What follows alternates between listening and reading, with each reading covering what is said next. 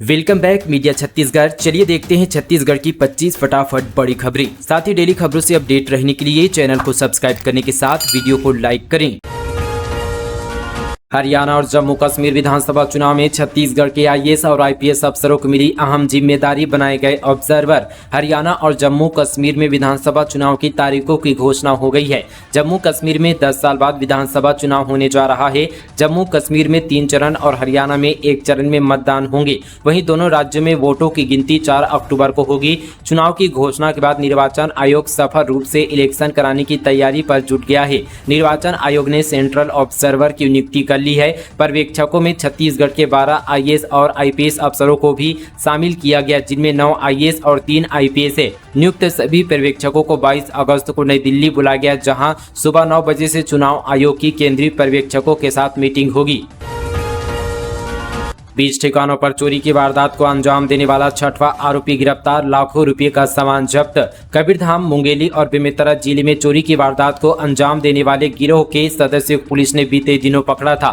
इन गिरोह में कुल 7 सदस्य, जिनमें से 5 की गिरफ्तारी हुई थी। दोनों फरार चल रहे थे। इनमें से फरार एक आरोपी को पुलिस ने गिरफ्तार कर लिया है। आरोपी का नाम रूपेश बंजारा, पिता साधराम बंजारा, उम्र 34 वर्ष, निवासी ग्राम केसरपुर, नवागांव, थाना लालपुर, जिला मुंगेली है। इस आरोपी के कब्जे से पुलिस ने सोने चांदी के आभूषण की कीमत करीब 1,21,200 रुपये, नगद रकम 1,100 रुपये चोरी से अर्जित धन से खरीदी गई। यहाँ पर अलमारी की कीमत 18,000 रुपये व साथ ही कुल 12,000 रुपये को जब्त किया गया। वहीं पूर्व में गिरोह के 5 साथी चोर से सोने चांदी के आभूषण, 4 बाइक, 2 स्कूटी समेत अन्य सामान जब्त किया गया था। छत्तीसगढ़ में विधानसभा टिकट का 2 करोड़ में सौदा। कांग्रेस नेता ने प्रदेश महिला सचिव से ठगे 30 लाख। पीसीसी चीफ राष्ट्रीय अध्यक्ष से भी शिकायत। छत्तीसगढ़ विधानसभा चुनाव में टिकट दिलाने के लिए 2 करोड़ रुपए में सौदा किया गया। कांग्रेस नेता ने प्रदेश महिला कांग्रेस सचिव नलिनी मेश्राम को झांसे में लेकर 30 लाख रुपए ठग लिए। एसपी से 28 अक्टूबर 2023 को शिकायत हुई, लेकिन अब 17 अगस्त 2024 को एफआईआर दर्ज हुई। मामला बसंतपुर थाना क्षेत्र का है। दरअसल डोंगरगढ़ की रहने वाली प्रदेश महिला कांग्रेस सचिव नलिनी मेश्राम को पुलिस ने बताया कि कांग्रेस पार्षद और एमआईसी मेंबर राजेश गुप्ता उर्फ चंपू का डोंगरगढ़ दौरे पर रहता था। उन्हें संगठन ने लीडरशिप डेवलपमेंट मिशन के लिए नियुक्त किया था। इसी दौरान दोनों की मुलाकात हुई थी। ओला बाइक खरीदकर परेशान हुआ युवक अनोखे अंदाज में लेकर पहुंचा शोरूम। देश में इलेक्ट्रिक ओला बाजार में सबसे लोकप्रिय स्कूटरों में से एक बन गया है। हालांकि देश भर के ओला के ग्राहक विभिन्न मुद्दों के बारे में शिकायत कर रहे हैं। ताज़ा मामला दुर्ग जिले के शांति नगर का है, जहां ओला मालिक सागर सिंह ने लंबे समय से इलेक्ट्रिक स्कूटर के ओला खराब होने की शिकायत शोरूम में कर रहा था, लेकिन शोरूम के लोगों ने ओला ठीक नहीं कर रहे थे। उससे परेशान होकर सागर सिंह ने एक अनोखा प्रदर्शन करते हुए ओला की बारात निकालकर शोरूम तक पहुंचा। ओला की समस्या को गाने में गाकर यहां पर व्यक्त किया।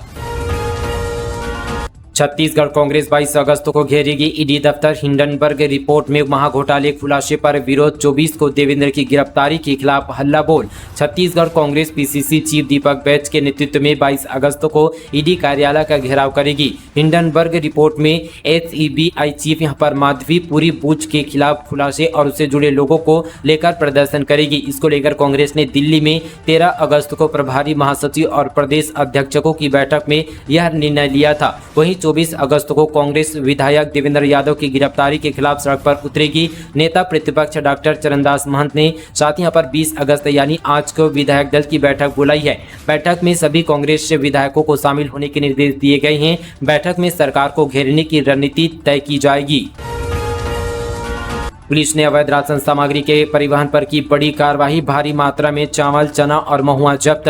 बीजापुर जिले से खबर है, पुलिस ने अवैध रूप से परिवहन किए जा रहे राशन सामग्री की बड़ी खेप को पकड़ा है। यह कार्रवाई थाना पामेड़ की पुलिस की ओर से की गई है, जिसमें चावल, चना, महुआ और टोरा जैसी सामग्री बरामद की गई है। पुलिस ने ट्रक से 50 बोरी चावल, 20 बोरी चना, महुआ 100 और टोरा 50 बोरी जब्त किया है। छत्तीसगढ़ के युवक से 77 लाख की धोखाधड़ी। मध्य प्रदेश के साथी ने शेयर बाजार में मुनाफा कराने का दिया झांसा, तलाश कर रही है पुलिस। अंबिकापुर में शेयर बाजार में डबल मुनाफा का झांसा देकर मध्य प्रदेश के युवक ने 77 लाख रुपए की ठगी कर ली है। साथ ही रकम वापस करने से इनकार कर दिया। पीड़ित ने थाने में रिपोर्ट दर्ज कराई है। कोतवाली अंबिकापुर पुलिस ने आरोपी के खिलाफ धोखाधड़ी का अपराध दर्ज किया है। जानकारी के मुताबिक अंबिकापुर अंतर्गत मायापुर निवासी सौरभ गुप्ता ने कोतवाली थाने में रिपोर्ट दर्ज कराई है। है। PRSU ने PhD में एडमिशन के लिए बदले नियम, अब लिखित परीक्षा के साथ छात्र को देना होगा इंटरव्यू। पंडित रविशंकर शुक्ल विश्वविद्यालय में PhD में प्रवेश में अब लिखित परीक्षा के साथ ही साक्षात्कार भी देना होगा। इससे पूर्व तक लिखित परीक्षा के आधार पर ही PhD में प्रवेश दिया जाता था, जबकि इस बार लिखित परीक्षा के साथ 70% और साक्षात्कार में 30% अंक दिए जाएंगे। इसके अनुसार मेरिट सूची बनाकर छात्रों को PhD में प्रवेश मिलेगा। युवक की चाकू मारकर हत्या, एक घायल पत्नी बोली बजरंग दल के नेता ने किया हमला, थाने गए तो पुलिस ने भगाया। दुर्ग में देर शाम एक युवक की चाकू मारकर हत्या कर दी गई है, जबकि दूसरे युवक की हालत गंभीर बनी हुई है। परिजनों ने बजरंग दल के नेता और उसके साथियों पर हमला करने का आरोप लगाया है। यह भी आरोप है कि शिकायत करने पर पुलिस ने थाने से भगा दिया। जानकारी के मुताबिक मरने वाला युवक कोतवाली क्षेत्र के शिक्षक कॉलोनी वार्ड नंबर 7 निवासी आकाश शर्मा है। घायल विशाल शर्मा की हालत गंभीर है, उसे जिला अस्पताल श्री शंकराचार्य अस्पताल रेफर किया गया है। बेमेतरा में खौफनाक वारदात, गांव के चौक पर बुजुर्ग की कुल्हाड़ी से हत्या, पुलिस ने आरोपी को किया गिरफ्तार। बेमेतरा में हत्या की वारदात हुई है। बेमेतरा के सिटी कोतवाली थाना क्षेत्र के ग्राम कठिया में 70 वर्षीय बुजुर्ग आसराम निषाद की आरोपी ने टंगिया से मारकर हत्या कर दी। थाना से मिली जानकारी के अनुसार मृतक बुजुर्ग आसराम अपने घर से कुछ दूर गाँव के गांधी चौक के पास था।